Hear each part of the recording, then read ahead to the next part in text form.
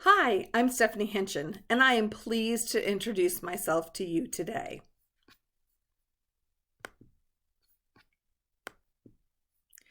In this short video, I will review my credentials. I will answer the question, why would you apply in Taylor? I will share some of my ideas behind my educational formula for success, and then review a little bit about what we know now and where we want to go in Taylor.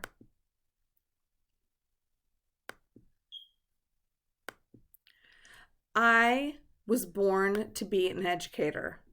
I knew I was going to be a teacher since I was 3 years old.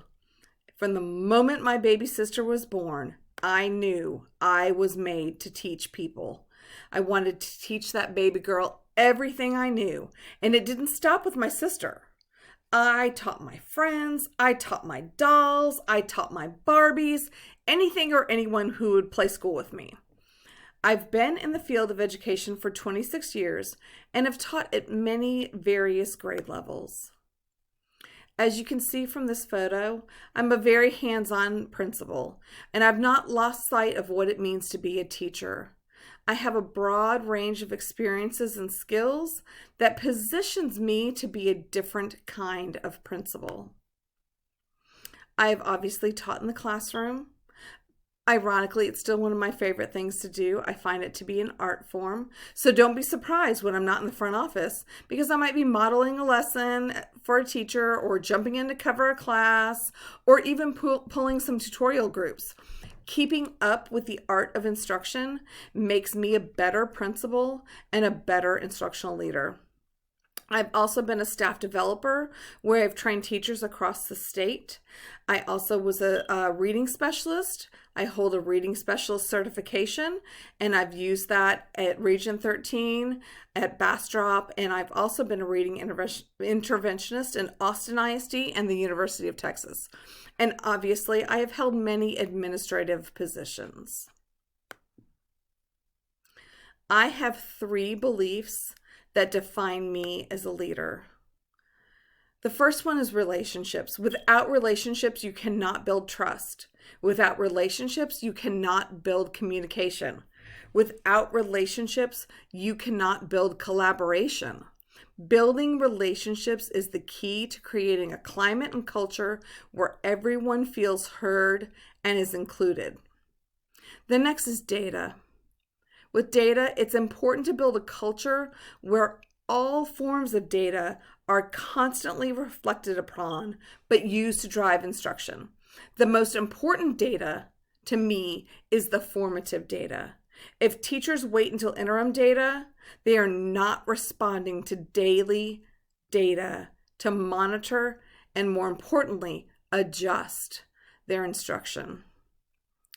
The last part that I feel is super important is the notion of PLCs, because the structure of PLCs can be the driving force behind school improvement. Teachers that backwards map together, create assessments together, compare student work together, they are more successful than those that work in silos. One of the questions I know you want to have answered is, why Taylor? Why would I apply to be the principal in Taylor? Well, the first reason is the leadership. It is my understanding that there's a very strong leader and strong leadership with a clear vision. And I am looking for someone who can grow me while I grow my people. I also have a strong belief in the foundational grade levels. It is those foundational grade levels that build to future success for the tested grade levels and ultimately students' futures. I also believe that I'm a change agent, and my skills match the needs of the community so that I can impact change.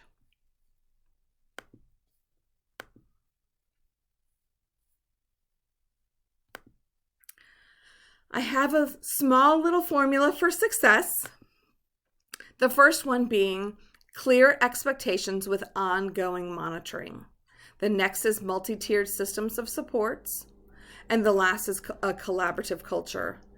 With that clear expectations and ongoing monitoring, I have always heard you inspect what you expect. So it's very important that we are clear, or that I am clear with my staff, what it is I want to see, and then I monitor for what I'm asking to see. There are 4 components to lead to an implementation of a guaranteed and viable curriculum.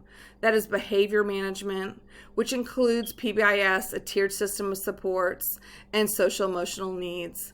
There's instructional strategies that are developed as a collaborative team to ensure they are meeting the needs of our campus. There is an instructional model that needs to be laid out and expected. And then, of course, there's not only the assessments, but then also the protocols around reviewing those assessments. All of those lead to the implementation of that curriculum. And you only know if it's working if you have weekly look-fors. You tell the staff that you're looking for, and you're looking for those things in lesson plans and in walkthroughs. And then, of course, we have our multi-tiered systems of support. And in that, we're looking at Tier 1, which is where all students receive quality instruction and strategies. And then we've got Tier 2 and Tier 3, where we have interventions for behavior and academics. As you can see on the slide, there are many things that make up Tier 1 and a few things that make up Tier 2 and Tier 3. That's because you cannot intervene out of poor core instruction. So the emphasis always needs to be on Tier 1 instruction, but knowing that there will be students at Tier 2 or Tier 3, and you've got to have a plan for those students.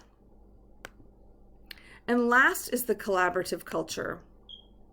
It is important that we develop that collaborative culture. I can't do the work alone, and teachers can't do the work alone. We have to create a system where we are continuously collaborating and communicating. So the quote here says, "Children are the priority. Change is the reality. Collaboration is the strategy." If we are going to prepare our students to be future ready, we must all work together. So where are we now? Let me take you on a little trip down memory lane so that we can catch up on where we are as a current reality. In 2015-16, the campus met standard. And again in 16-17. In 17-18, there was a switch to a new accountability system, but the writing started to be on the wall that the campus was going downhill. And finally, in 18-19, the campus scored a D with no distinctions. That being said, there's a lot of work to be done to make sure that our students are successful. I can't do this without a good vision for the future. Of course, we want to improve that report card, but the only way to move students is to solidify that first and second grade to ensure students are on grade level as readers and mathematicians by third grade. I like this quote. It says, "Education is like a baseball game. It needs all its players, parent, teacher, community, and student. And it will be my job to bring all the players together to field a strong, winning team." I look forward to answering any questions that you have. Thank you so much for taking the time to review this very short video.